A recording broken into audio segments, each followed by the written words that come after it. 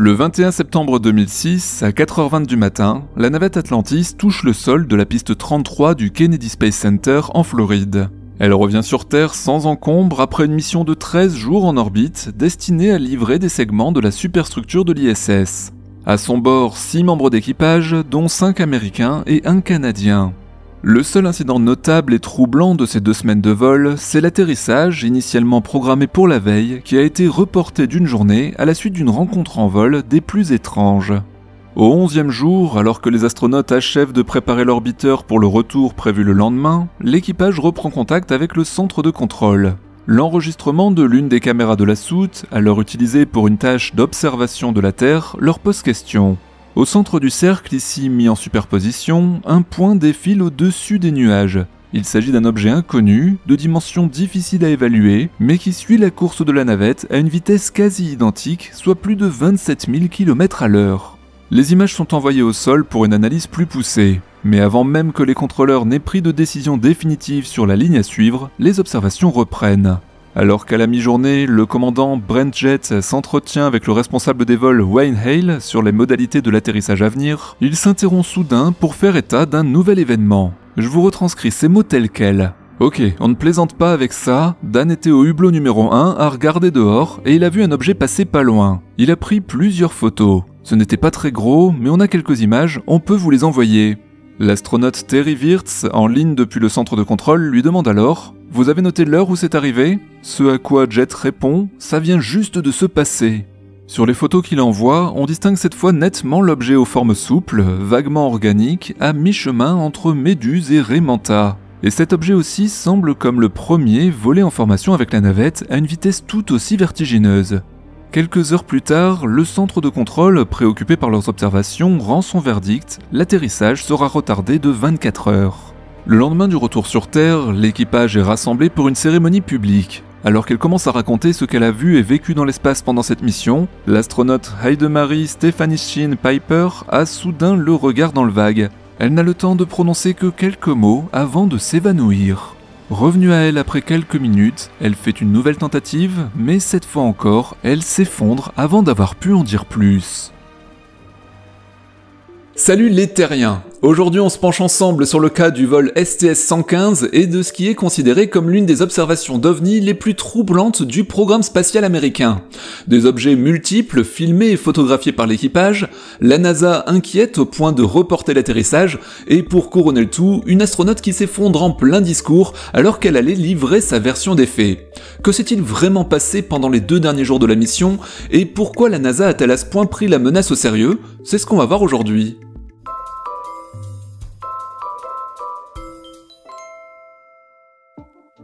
10 ans plus tôt, STS-115 aurait facilement pu passer pour une mission de routine. Son objectif n'est après tout que de livrer à la Station Spatiale Internationale des pièces structurelles non pressurisées, 2 segments de sa poutre transversale qui supportent les panneaux solaires et les radiateurs destinés à la régulation thermique, plus 2 panneaux avec leurs batteries associées. Mais depuis l'accident de Columbia, désintégré pendant sa rentrée atmosphérique 3 ans plus tôt, la NASA a compris qu'il n'existait rien de tel qu'une mission de routine. STS-115 n'est que le 3e vol depuis le drame et le premier de la navette Atlantis qui n'avait plus quitté son hangar de maintenance depuis 2002. La NASA sait que le monde a les yeux rivés sur ces navettes et c'est donc avec la plus extrême prudence que chaque étape est préparée et chaque incident analysé. À lui seul, le décollage de STS-115 est déjà une affaire qui vaut aux responsables du programme quelques sueurs froides. Le 25 août 2006, alors que la navette patiente sur son pas de tir avec un lancement programmé pour le surlendemain, un violent orage s'abat sur le centre spatial. Au plus fort de la tempête, la foudre vient même frapper directement l'un des paratonnerres au sommet de la tour de lancement. C'est d'ailleurs l'éclair le plus puissant jamais enregistré au Kennedy Space Center. Inquiètes, les équipes au sol demandent aussitôt un retard du lancement de 24 heures, prolongé à 48 heures pour vérifier les dégâts, mais le mauvais temps revient et finalement la navette est rapatriée dans son bâtiment d'assemblage. Les dégâts sont heureusement légers, 3 réparations mineures sont effectuées et 2 nouvelles tentatives de lancement sont alors programmées les 6 et 8 septembre, mais à chaque fois, des malfonctions techniques interrompent le compte à rebours. Chaque décollage de navette est une guerre des nerfs avec des reports presque systématiques, mais il ne sera donné l'autorisation de partir que lorsque l'on sera certain que tous les voyants sont au vert. Le 9 septembre, enfin, Atlantis s'élève dans le ciel de la Floride pour sa mission d'assemblage de la plus vaste station spatiale de l'histoire. Les 10 premiers jours de vol sont alors parfaitement conformes au plan de mission. Après la désormais obligatoire manœuvre de retournement qui permet à l'équipage de l'ISS de vérifier visuellement l'état de la navette et en particulier de son bouclier, Atlantis s'amarre au module Destiny et les activités d'assemblage peuvent enfin commencer. Pendant une semaine de travail intensif, les sorties extravéhiculaires s'enchaînent avec le soutien des bras manipulateurs Canadarm et peu à peu, chacune des pièces livrées trouve sa place dans le mécano orbital géant. Le 17 septembre, au 9e jour de vol, Atlantis a achevé sa livraison et elle se désarime de la station. Le lendemain est consacré à la préparation du retour sur Terre et en particulier une inspection générale de l'orbiteur par les caméras du bras robotique. On arrive enfin au 19 septembre, 11e jour de mission. Dans l'interview réalisée ce matin-là, le commandant Brent Jett a fait part de sa pleine satisfaction quant au déroulement du vol. « Je pense qu'on est tous contents du travail qu'on a accompli », a-t-il dit, « et on se prépare à un retour sans problème pour demain ». La majorité de l'équipage est alors occupée au rangement de l'habitacle. Il s'agit de s'assurer que tous les objets non indispensables à la phase d'atterrissage sont parfaitement sécurisés et qu'aucun d'eux ne viendra voltiger dans la cabine pendant les secousses de la rentrée atmosphérique au risque de blesser quelqu'un ou d'endommager un équipement. L'un des équipiers, sans que l'on sache qui, rapporte alors apercevoir par un hublot un objet à l'extérieur volant en parallèle de la navette. Une caméra de la soute, employée à ce moment pour une tâche d'observation de la Terre, est alors pointée vers l'objet. Ce sont ces images que l'on voit ici. Malheureusement, la résolution est trop faible pour identifier la cible. Tout ce que l'on peut en dire à ce stade est qu'il vole à la même vitesse et dans la même direction qu'Atlantis, à une altitude légèrement inférieure. Quelle est sa taille précise et à quelle distance se trouve-t-il ? Il est encore difficile de statuer. Et c'est à partir de là que le récit va peut-être avoir l'air de s'écarter légèrement de la version que je vous ai donnée en introduction. Non pas que je vous ai raconté quoi que ce soit de faux, tout était absolument véridique, mais ma façon de présenter les faits tout à l'heure était calquée sur celle que l'on peut trouver généralement sur le site d'ufologie, à savoir volontairement ou non incomplète, et donc susceptible d'orienter quelque peu votre façon de percevoir les choses, avec suffisamment de flou, de creux et de sous-entendus, pour que les fantasmes puissent s'immiscer par tous les coins. Voilà donc comment, du point de vue des astronautes et de la NASA, les choses se sont déroulées à partir de cet instant. Lorsque les contrôleurs au sol reçoivent les images de la caméra de la soute, ce qu'ils voient les préoccupe. Non pas parce qu'ils craignent que des petits hommes verts montent à l'abordage de leur précieuse navette et kidnappent son équipage contre leur poids en kryptonite, mais plutôt parce que lorsque quelque chose vole parallèlement à un vaisseau spatial, c'est sans aucun doute qu'il s'agit d'une pièce provenant du vaisseau lui-même. Et oui, l'espace autour de notre planète est vaste et les vitesses relatives des objets qui s'y trouvent sont immenses. Tout le monde, se baladant à plus de 27 000 km/h, il suffit de quelques degrés d'écart dans les trajectoires pour que deux objets n'aient pas d'autre choix que de se croiser à des milliers de kilomètres à l'heure. C'est d'ailleurs ce qui rend les débris spatiaux si dangereux. Et, mis à part les situations très particulières des rendez-vous orbitaux volontaires, la seule façon de faire en sorte que quelque chose vole précisément conjointement à la navette est que cette chose se soit détachée à basse vitesse de celle-ci, ou au pire de l'ISS qu'Atlantis a quitté l'avant-veille et qui se trouve sur une orbite encore relativement semblable. Mais cette deuxième hypothèse est vite écartée, si l'objet venait effectivement de l'ISS, il se trouverait déjà bien plus loin d'eux à ce moment-là. Et comme personne n'a envoyé de satellite à la rencontre de la navette, c'est bien la navette qui a perdu quelque chose. Voilà donc ce qui inquiète les contrôleurs, parce que les pièces manquantes impossibles à identifier à la veille d'une rentrée atmosphérique, ça n'a rien d'anodin. La veille, l'équipage a réalisé des tests sur des équipements hydrauliques ainsi que sur les moteurs d'orientation RCS qui ont passablement secoué la navette. Il n'est donc pas impossible que quelque chose de mal fixé ou de déjà fragilisé en ait profité pour se faire la malle. Alors pourquoi est-ce aussi inquiétant ? Eh bien peut-être faut-il rappeler que 3 ans plus tôt, ce sont les dégâts sur le bouclier thermique du Nell qui ont causé la perte de la navette Columbia et la mort de son équipage, précisément pendant cette phase de rentrée atmosphérique.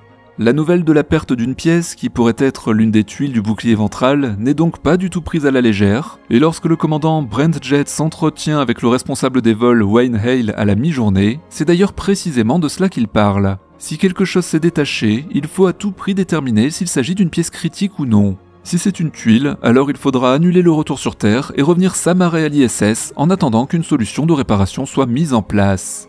À ces considérations s'ajoute aussi le fait que la météo du lendemain est mauvaise, les rafales de vent annoncées au Kennedy Space Center s'approchent des limites de sécurité. Il est donc décidé de reporter l'atterrissage de 24 heures, à la fois pour laisser passer cet épisode météo et pour donner le temps à l'équipage de réaliser à nouveau une inspection complète de la navette et de son bouclier thermique à l'aide des caméras embarquées sur le bras robotique. Surtout qu'entre-temps, l'astronaute Daniel Burbank fait la seconde observation. Cette fois, l'objet se trouve encore assez proche pour qu'on en distingue les formes. Burbank s'empresse donc de le prendre en photo. Sur ce cliché, suivant ses a priori, on peut effectivement voir soit une méduse de l'espace, soit une sorte de bâche transparente, à qui la pesanteur laisse prendre une forme un peu repliée sur elle-même. Finalement, c'est un peu comme un sac plastique flottant entre deux eaux, et suivant que vous soyez un humain ou une tortue, vous verrez ça comme un déchet répugnant ou comme une méduse appétissante. Malheureusement, si vous êtes la tortue, vous ne vous rendrez compte de votre erreur que lorsque vous vous étoufferez misérablement après avoir croqué dedans. Les astronautes d'Atlantis, eux, ne sont pas des tortues, et ce qu'ils voient là ressemble plutôt à un revêtement quelconque qui se serait détaché de la soute encore grande ouverte, ce qui n'aurait rien de très étonnant d'ailleurs. Pendant toute la durée du programme des navettes spatiales, les astronautes ont souvent observé des choses se détacher de leur vaisseau. C'est tout simplement parce que la navette était un véhicule extrêmement complexe et volumineux qui passait des mois à être préparé dans des hangars de grande taille par des centaines de techniciens, et que malgré toutes les attentions, il arrivait parfois qu'un objet quelconque, emballage ou outil, tombe ou reste oublié dans la soute pendant la phase de maintenance et se retrouve soudain libéré dans l'espace au moment où celle-ci était ouverte une fois en orbite. La sorte de bâche transparente photographiée par Daniel Burbank cadre parfaitement avec ce genre d'incident, d'autant qu'à cause du drame de Columbia en 2003, la navette Atlantis était elle aussi restée clouée au sol et patientée dans son hangar depuis 2002, soit 4 années entières pour que quelqu'un laisse traîner un emballage quelconque pendant l'installation d'un équipement. Quant à l'objet filmé un peu plus tôt et trop lointain pour être identifié, les observateurs ont leur idée sur la question, mais seule l'inspection de la coque pourra la confirmer. En effet, lorsqu'Atlantis est venu s'amarrer à l'ISS, l'équipage a procédé à une bascule complète de la navette pour permettre la vérification visuelle de son bouclier, et si aucune tuile n'avait été portée manquante, les observateurs avaient tout de même noté un détail. Lors du décollage des navettes, un réservoir externe de 2000 m3 est rattaché à sa partie ventrale et fournit la plus grande partie des ergols nécessaires à la mise en orbite. Une fois vide, il est détaché et des trappes couvertes de tuiles thermiques viennent recouvrir les panneaux de jonction qui assurent à la fois la tenue structurelle du réservoir et le transfert des ergols. Tout autour de ces panneaux, un joint assure la liaison entre la partie fixe du bouclier thermique et les tuiles de la trappe. Lors de la manœuvre de vérification d'Atlantis par l'ISS, il a été noté que l'un de ces joints était presque entièrement détaché, ne tenant plus que par une de ses sangles. Ces joints heureusement ne sont pas critiques, la navette est tout à fait capable de se poser sans eux, et le contrôle au sol ne s'en était pas inquiété. Mais justement, lorsqu'au 12e jour on réalise l'inspection de la navette à l'aide du bras robotique, il apparaît que ce joint n'est plus là. Alors est-ce lui ou un autre débris que la caméra a filmé ? Impossible d'avoir une parfaite certitude, car bien d'autres choses peuvent se détacher de la navette et briller au soleil. Par exemple, pendant certaines purges de fluide, de la glace se forme à l'extérieur des tuyauteries, puis s'en détacher, ce qui peut donner à peu près le même résultat. Quoi qu'il en soit, après l'inspection, le bouclier lui-même ne semble avoir subi aucun dommage et la navette est déclarée apte à la rentrée atmosphérique. Le lendemain, au 13e jour de vol, Atlantis revient donc se poser de nuit au Kennedy Space Center. Voilà donc ce qui a retardé la navette, pas la peur d'un ovni d'origine surnaturelle ou extraterrestre, mais bien plus pragmatiquement la prudence de réaliser une nouvelle inspection du bouclier, ainsi que de laisser passer une mauvaise météo. D'ailleurs bon, imaginons un instant qu'une soucoupe volante ou une méduse extraterrestre vienne vraiment faire coucou à une navette en plein vol, est-ce que vous pensez vraiment que la seule conséquence pour le centre de contrôle de la NASA serait de se dire « Bon, on se pose demain ? Parce qu'ils ont priorité » ou quelque chose comme ça ?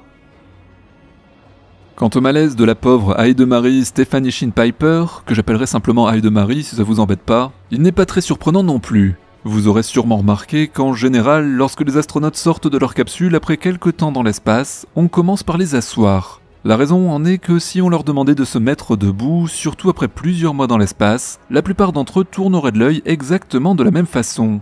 Alors pourquoi ce phénomène ? Eh bien, lorsque vous êtes sur Terre, la gravité tend naturellement à accumuler votre sang dans le bas de votre corps. D'ailleurs, si à l'inverse vous faites le poirier, vous sentez bien le sang vous remonter à la tête de façon anormale, et c'est pour ça qu'il n'est pas vraiment recommandé de rester dans cette position trop longtemps.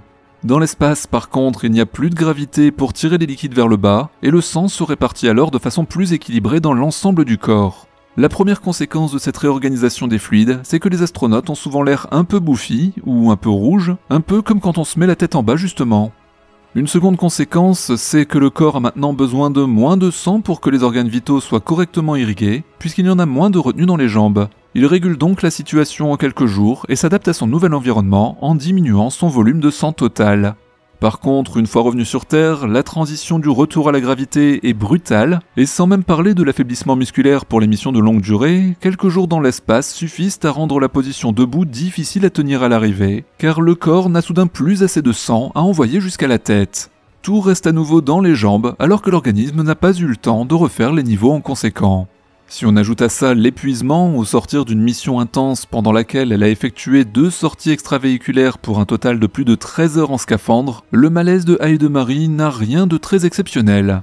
D'ailleurs, avant de chuter la première fois, contrairement à ce qu'on peut lire sur les blogs des ufologues, elle ne parle pas du tout de l'incident des 2 débris, mais de ses sentiments en débutant sa première sortie extravéhiculaire alors qu'elle franchissait la porte du sas. Puis après quelques instants d'évanouissement, elle reprend conscience et avec un sourire gêné lâche à l'assistance « Dites, c'était un peu embarrassant », avant de chuter à nouveau tout simplement parce qu'elle ne supporte toujours pas la position debout.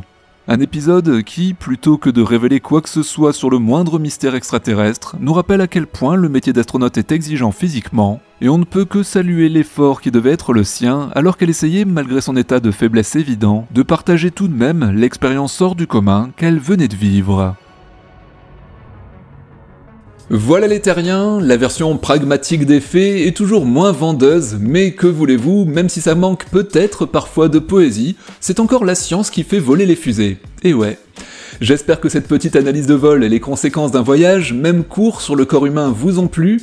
N'oubliez bien sûr pas le pouce, l'abonnement, un petit commentaire, et je vous dis à très bientôt pour la suite. Ciao les terriens!